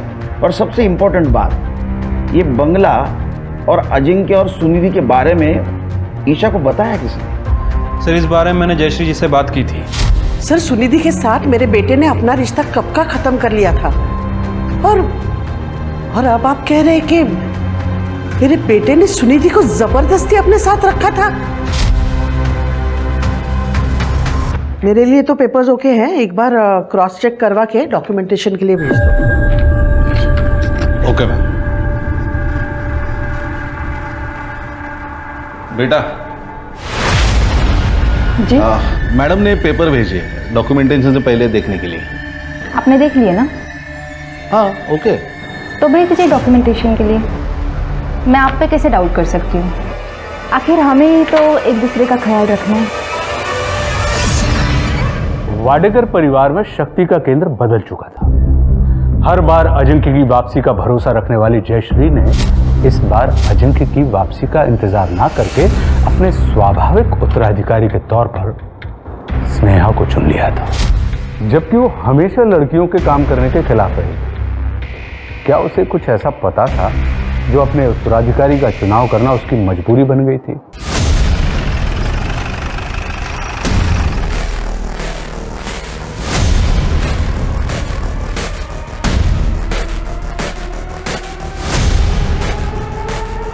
सर ये देखिए।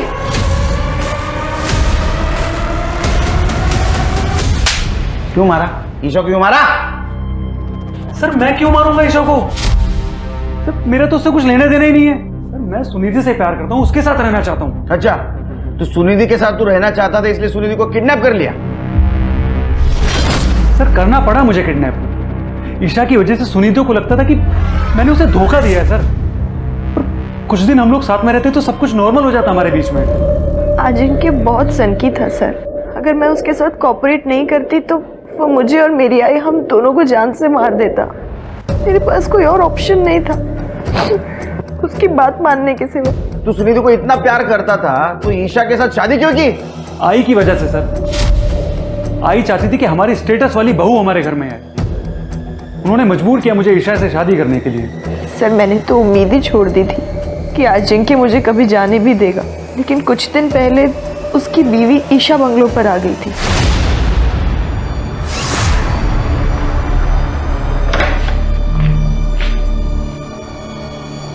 प्लीज मुझे बचा लो, प्लीज। अजिंक्य मुझे जान से मार दे, प्लीज। अजिंक्य मुझे मार डालेगा, प्लीज प्लीज जल्दी बोलो। क्या कर रही है? चल अजिंक्य बाहर निकल यहाँ से। बहुत चल। प्लीज मुझे क्या कर रही है? अपने काम से काम रखा कर। मैं तेरे किसी मामले में नहीं पड़ता हूँ, तू भी मेरे मामले में मत पड़। अब ये सिर्फ तुम्हारा मामला नहीं है अजिंक्य, मेरा भी है। बीवी हूँ मैं तुम्हारी, तुम्हारे होने वाले बच्चे की माँ। दिमाग खराब है क्या तेरा? हाथ नहीं लगा मैंने तुझे आज तक। हाँ तो तू ये किसी और का बच्चा मेरे सर पे डाल रही है। निकल इधर से बाहर, बाहर चल यहाँ से, निकल, चल चल यहाँ से। मैं पुलिस में जाऊंगी और इस लड़की के बारे में सब कुछ बता दूंगी। अरे हाँ तेरे को जहाँ जाना है जा, समझी? डरता नहीं हूँ मैं किसी से। तो क्या ईशा का बच्चा तेरा नहीं था? सर हमारे बीच में कभी कुछ हुआ ही नहीं है। तो झूठ मत बोला, डीएनए सब सच बोलेगा। सर आपको जो टेस्ट करवाना है करवा लीजिए, जब मैंने कुछ किया ही नहीं तो डरना किस बात का? अच्छा एक बात बता, ईशा को कैसे पता चला वो तेरे बंगले और सुनिधि के बारे में? सर मैं खुद नहीं जानता, मुझे नहीं पता है।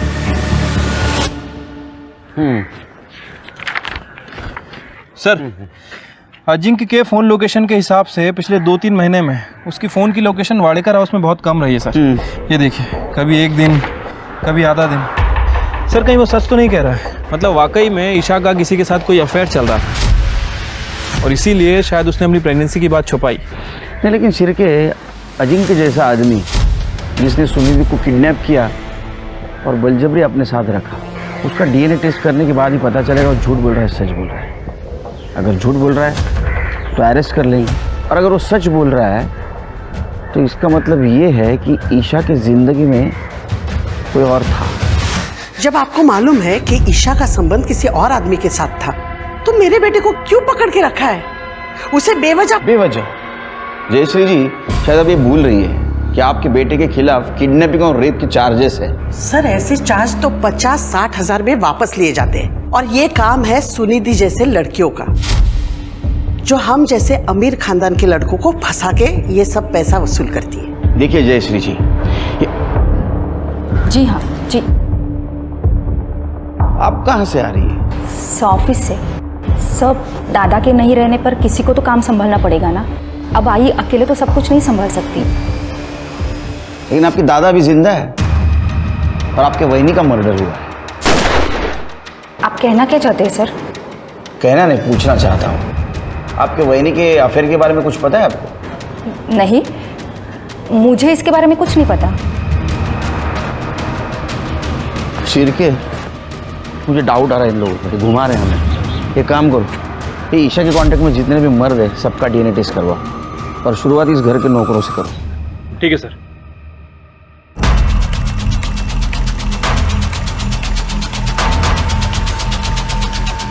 डर क्यों रहा है? नहीं सर। कुछ किया? नहीं सर, मैंने कुछ नहीं किया। अब कौन बचा? सर नीलेश, जयश्री जी का खास। सर सारा सामान डीएनए के लिए भेज दो और बोलना रिपोर्ट जल्द से जल्दी दो। ठीक है सर। सर डीएनए की जरूरत नहीं है। ईशा वाहिनी के होने वाले बच्चे का बाप मैं ही हूँ सर। इंस्पेक्टर साहब, अरेस्ट करना इसे। अपनी पोल खुलने की वजह से इसी ने मेरी बहू को मारा, और इसकी सजा मेरा बेटा भुगत रहा है। ये क्या बात कर रही हो मैडम आप? आपके कहने पर ही तो वहिनी के साथ सो रहा था मैं, ताकि वहिनी को ये लगे कि उसके साथ अजिंक्य सो रहा है। क्यों? शर्म नहीं आती? क्यों झूठ बोल रहा है? क्यों झूठ बोल रहा है? ये झूठ बोल रहा है इंस्पेक्टर साहब, ये झूठ बोल रहा है। सर मैं सही कह रहा हूँ। मैडम के कहने पर ही मैं अफीम लेके आता था, जिसे मैडम वहिनी के दूध में डालकर उसको बेहोश करती थी।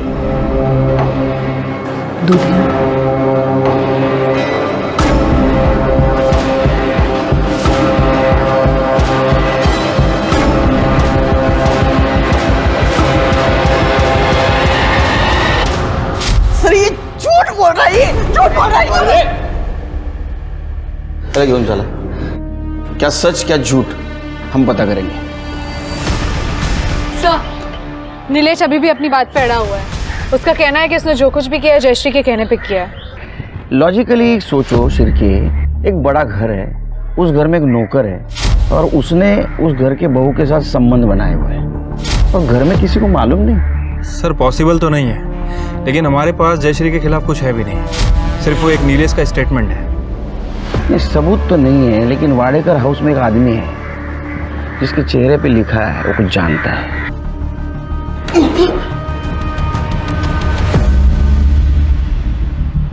देखो, कुत्ता कितना भी वफादार क्यों न हो, वो पागल हो जाता है ना तो मालिक उसको गोली मार देता है। मेरा इन सब से कुछ लेना देना नहीं है साहब।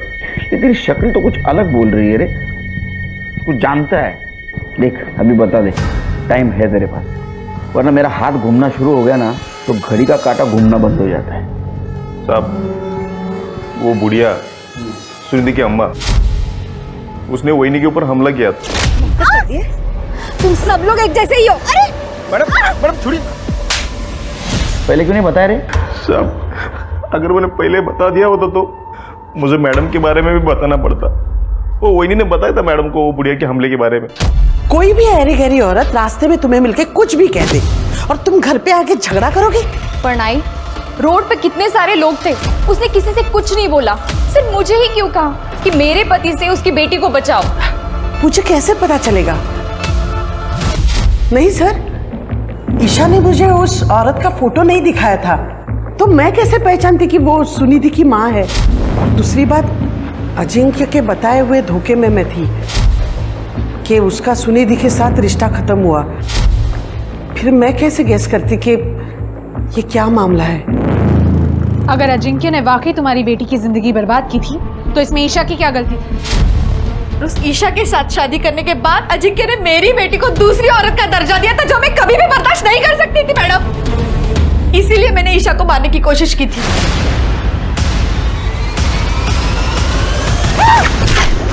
अरे मैडम ठीक हो आप? लेकिन वो बच गई, इसलिए तुमने दोबारा ट्राई किया। तुम सब लोग एक जैसे ही हो। अरे मैडम छोड़िए। लेकिन तीसरी बार ईशा बच नहीं पाई, वाकई तुमने उसे मार दिया। नहीं नहीं, मेरी आई ने ईशा को नहीं मारा है। मेरी आई किसी को भी नहीं मार सकती है। मैंने सुना था ईशा को 3 गोलियां लगी थी ना। एक बार हमारी हालत तो देखिए। मैं अपने बच्चे का इलाज नहीं कर पा रही थी हॉस्पिटल में, इसलिए उसको घर पे लेके आई। जो धक्का वक्का करना था वो मैंने किया, पर ईशा पे गोलियां चलाने के लिए पैसे मेरे पास नहीं थे। मैडम लेके जा रहे हो? मैडम छोड़ो मैडम, मैंने कुछ नहीं किया। मेरी आई ने कुछ नहीं किया। सर ये जयश्री कभी नहीं चाहती थी कि स्नेहा बिजनेस में दखल अंदाजी दे, लेकिन अब ये स्नेहा बिजनेस में दखल अंदाजी देने लगी है।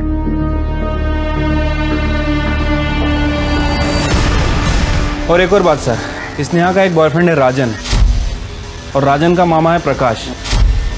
पिछले दिनों इन दोनों को अजिंक्या के पिंपरी वाले बंगले पे चक्कर लगाते हुए देखा गया है। केयरटेकर रमेश ने इन दोनों को पहचाना है सर। दोनों अंदर बैठे हैं। देख अब सच बोल, नहीं तो सच बोल, पट्टे से ऐसा मारूंगा ना जिंदगी भर याद रखेगा। सर स्नेहा के बोलने पे सर हम लोगों ने अजिंक्य का पीछा किया था सर, तभी उसके बंगले तक पहुंचे सर। स्नेहा जी, आपके दादा का पीछा आप आपके बॉयफ्रेंड से क्यों करवा रही थी? सर आई बहुत पुराने ख्यालात की है। लड़की होने की वजह से ना मुझे बिजनेस में हिस्सा मिलता और ना ही प्रॉपर्टी में, पर मुझे इससे कोई प्रॉब्लम नहीं थी। पर मेरे बॉयफ्रेंड राजन ने ये सारी बातें मेरे दिमाग में भर दी। ये तेरा भाई है, अगर ये वापस ही नहीं आया तो तेरी तो मौज ही मौज, सारी प्रॉपर्टी तेरी। दादा की हरकतें ऐसी थी कि आयु से बिजनेस हैंडओवर नहीं कर रही थी, तो मैंने सोचा दादा की जगह मैं ले सकती हूँ। हाँ, एक तो तुम्हारी आई की घटिया सोच थी, और तुम्हारी बहनी तुम्हारे रास्ते का कांटा थी, तो दोनों को खत्म करना था तुम्हें, इसलिए सब कुछ किया तुमने। आई भले ही बिजनेस दादा को नहीं देती, मगर उनकी बीवी ईशा, अगर इस घर की बहू होने के नाते अगर उसने प्रॉपर्टी में हिस्सा मांगता तो कुछ नहीं कर पाते। और दूसरा, मुझे बिजनेस ज्वाइन करना था, पर इसके लिए आई को मनाना बहुत मुश्किल था। पर मेरी किस्मत अच्छी थी कि ये दोनों प्रॉब्लम का सलूशन खुद चलकर मेरे पास आया।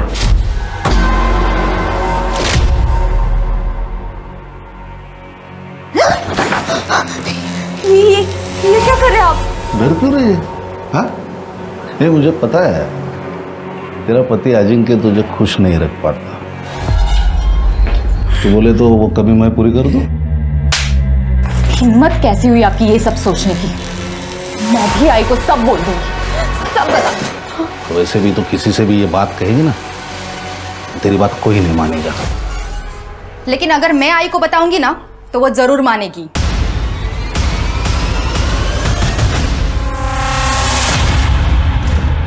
तो ये है तुम्हारा सॉल्यूशन?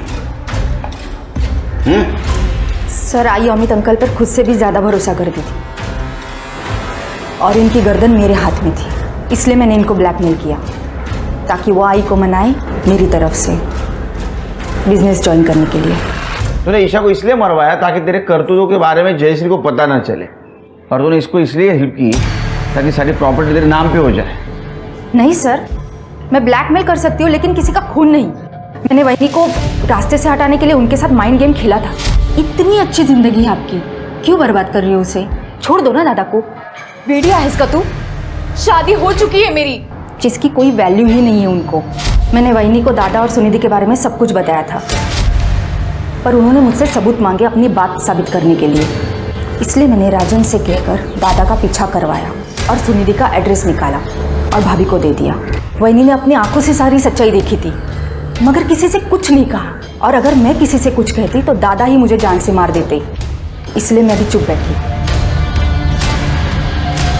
अरे स्नेहा भी यही बात रिपीट कर रही थी और मुझे भी ये बात परेशान कर रही थी। अगर उस दिन ईशा ने अजिंक्य और सुनिधि का झगड़ा देखा तो उसने किसी को बताया क्यों नहीं? झगड़ा कितनी तारीख को हुआ था? सर 5 तारीख को।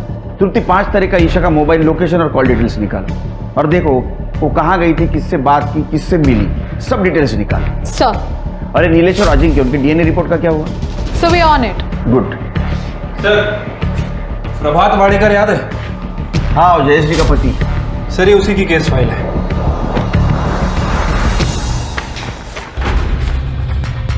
और सर ये अरे तो उस्मान शेख है, शार्प शूटर, ये तो जेल में बंद था। हाँ सर, ये 2 महीने पहले ही जेल से बाहर आया है। और सर इसका प्रकाश वाडेकर के मर्डर में बहुत ही तगड़ा लिंक है सर। प्रभात वाडेकर की मौत .09 बोर की पिस्टल से हुई थी और ये उस्मान के पास भी .09 बोर की पिस्टल है। इसके ऊपर पुलिस केस भी हुआ था, कोर्ट में पेशी भी हुई, लेकिन इसके खिलाफ कोई सबूत नहीं मिला, इसलिए इसे रिहा कर दिया गया। ईशा का मर्डर हुआ उस दिन इसके फोन की लोकेशन 12 बजे से 1 बजे के बीच कोथरूड की है। शेर के गुड वर्क, कम से कम एक सिरा तो मिला। इस सिरे को पकड़ के हम किनारे तक पहुंचते हैं।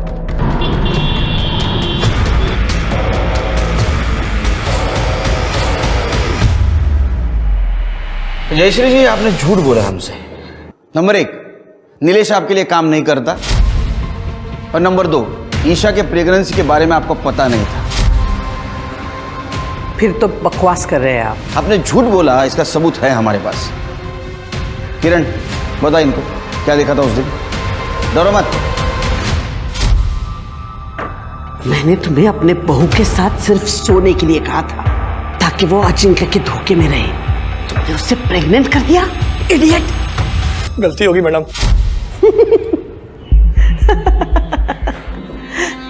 इस किरण के कहने पे आप मुझे अरेस्ट करोगे, जयश्री वाडेकर को? पिछले 15-20 साल से ये यही पड़ी है। इसके मुंह पे अगर मैं 5-50 हजार रुपया मार दूं ना तो पलट जाएगी ये। फिर क्या करोगे आप? फिर हम आपके पति प्रभात वाडेकर का केस ओपन करेंगे, जिसको 20 साल पहले आपने सुपारी देकर मरवाया था उस्मान शेख के हाथों से, और अब ईशा को मरवाया है उसी के हाथों से। इतना काफी है ना? क्लाइमैक्स पुलिस स्टेशन में। ये रहा उस्मान, पहचाना ना इसको? और ये रही उस्मान की गन जिससे तूने ईशा और प्रभात वाडेकर को मरवाया था, और ये रही कैश जो तूने उस्मान को सुपारी के तौर पे दी थी। इसका कन्फेशन और स्टेटमेंट भी हमारे पास। अरे मेन प्रूफ तो बताना भूल ही गया। आप दोनों का मोबाइल जिसमें उस्मान ने फोटो भेजी थी ईशा की मर्डर के बाद कंफर्मेशन के तौर पे, तुम दोनों तो डिलीट कर दी थी, लेकिन हमारी फॉरेंसिक टीम बहुत होशियार है, उन्होंने रिकवर कर ली। अब बताओ, चुप रहने से कोई फायदा नहीं। सच क्या है बताओ। नीलेश के जरिए ईशा को बेवकूफ बनाने का मेरा प्लान एकदम परफेक्ट था, लेकिन उस गधे ने ईशा को प्रेग्नेंट कर दिया। और जब मेरे बेटे अजिंक्य ने ईशा को सच्चाई बताई तो ईशा सीधा मेरे पास आई। बेटा, अजिंक्य अभी गुस्से में है, इसलिए ऐसे बोल दिया होगा। मैं बात करती हूँ उससे, सब ठीक हो जाएगा। बात कीजिए आप अपने बेटे से। अगर अजिंक्य ने इस बच्चे को नहीं अपनाया तो आई, मैं पुलिस में जाऊंगी। अगर ईशा पुलिस के पास चली जाती तो मेरा बेटा अजिंक्य किडनैपिंग के केस में फंस जाता। और अगर मैं अजिंक्य को मना भी लेती ईशा के साथ रहने के लिए, तो भी जयश्री वाडेकर का वारिस एक नौकर का बच्चा कैसे हो सकता था? तुम्हारे पास तो इतना पैसा है, दूसरा कोई रास्ता ढूंढती, मरवाने की क्या जरूरत थी? अगर मैं ईशा को बच्चा गिरवाने कहती तो उसे डाउट हो जाता और मेरे बिछाए हुए जाल में मैं खुद फंस जाती। वैसे भी मेरा बेटा अजिंक्य सुनिधि के साथ खुश रहता था, तो ईशा का और उसके बच्चे का मेरे घर में क्या काम था? इसलिए मैंने उस्मान को याद किया। खोट अजिंक्य में नहीं है, तुम्हारे परवरिश में। तो ऐसा निकलेगा ही। चार्जशीट बनाओ।